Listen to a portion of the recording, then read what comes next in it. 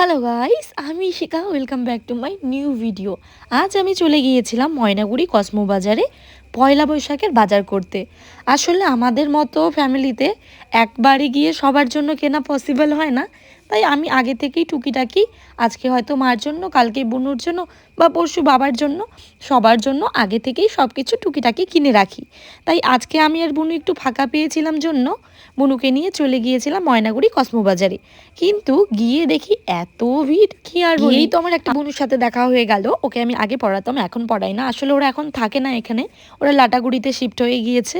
তাই ওদের সাথে একটু কথা বলে নিলাম। তারপরেই আমার চোখ পড়লো এই শাড়িগুলোর প্রতি।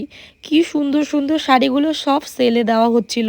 মানে এগুলো হয়তো ওই 50% অফারে চলছিল, কিন্তু আমি এত টাকা নিয়ে যাইনি। আর সব থেকে গিয়েই যে এই সালোয়ার কামিজটা আমার এত পছন্দ হয়ে গিয়েছিল, আর অন্য কিছু পছন্দই হচ্ছিল না।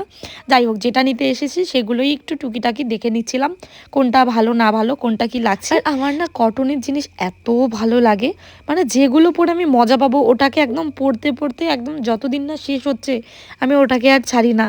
তাই আজকে ভেবেছিলাম যে যেগুলো আমি রেগুলার ইউজ করতে পারবো তেমনই কিছু নিব। এগুলো দেখছিলাম, প্রাইসগুলো মোটামুটি ঠিকই ছিল। তারপরে আমার বুনুর পছন্দ হয়েছিল এই প্যান্টটা, কিন্তু দামটা অনেকটাই থাকাতে আমি বলেছিলাম পরে কিনে দিব। তারপরে আমরা খেতে চলে আসি বিরিয়ানি। বিরিয়ানি খাওয়ার পরে চলে যাই ফুচকা। আর ময়নাগুড়ি আসবো না কাকুর দোকানে ফুচকা খাবো না, এটা তো হতেই পারে না। দেন ফুচকা খেয়ে চলে আসি বাড়ি। টাটা। আর তোমরা কারা কারা পয়লা বৈশাখের বাজার করা শুরু করে দিয়েছো অবশ্যই জানিও।